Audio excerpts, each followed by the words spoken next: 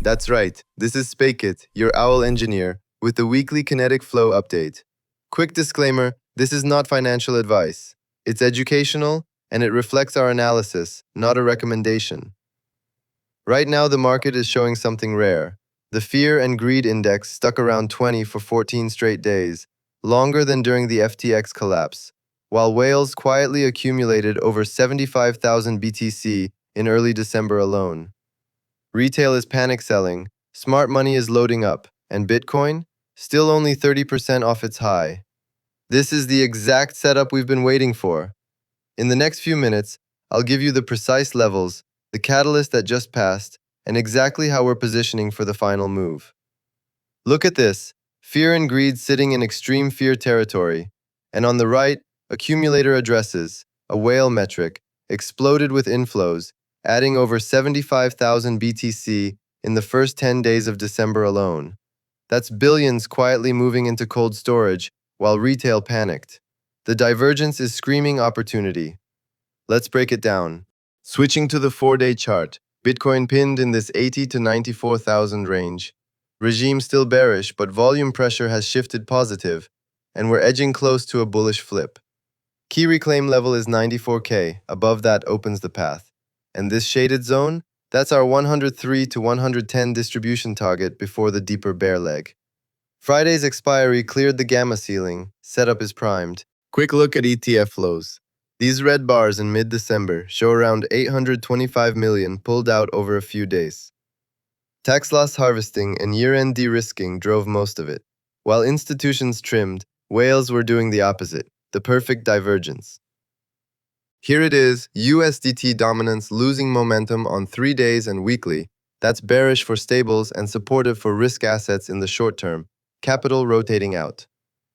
But zoom out to monthly, big volume buy signal here, suggesting USDT strength longer term and a bearish market outlook ahead. Let's talk about Ethereum next, because it's feeling the weight of this environment. Ethereum chart right now, sitting near 2,930. It's been rough, down 12% year to date, with 40% of supply in the red and 3 straight red months. Volume pressure is improving, but the regime hasn't flipped bullish yet. Critical support at 2,800. Lose it and we test 2,500. But if Bitcoin breaks 95K, watch for a squeeze to 3,400 to 3,600. The 4K to 5K exit zone we called is looking tougher, but not off the table. Risk score is now up to 3 out of 6, moderate territory. Funding rates have doubled, which means leveraged longs are starting to rebuild again. The Fed did cut to 3.5%, but we saw the highest number of dissents since 2019. Markets are already pricing in a potential pause in Q1 2026. And then there's the MicroStrategy overhang coming in January. If MSCI excludes them from their indices, we're looking at up to 2.8 billion in forced selling. That pressure is getting closer every day. Altcoins, honestly, the story really hasn't changed. And that's the most telling part. BTC dominance is still crushing everything at 59%. The altcoin season index has collapsed all the way to 17 out of 100. Only 8 out of the 55 major alts have managed to outperform Bitcoin over the past 60 days. Capital is concentrating hard in Bitcoin and fleeing everything else in the long tail. Any bounce in alts is going to be sharp, selective, and very short-lived. The triggers we're watching for are clear: Bitcoin above 95,000, Ethereum over 3,400, and dominance cracking below 57%. Until we see those, patience is going to beat FOMO every single time. Quick watchlist scan. No new entries have triggered yet, but we're keeping a close eye on a few names. Ethereum is still the obvious leader here. If it reclaims 3,000 with real volume behind it, we'll look to scale in.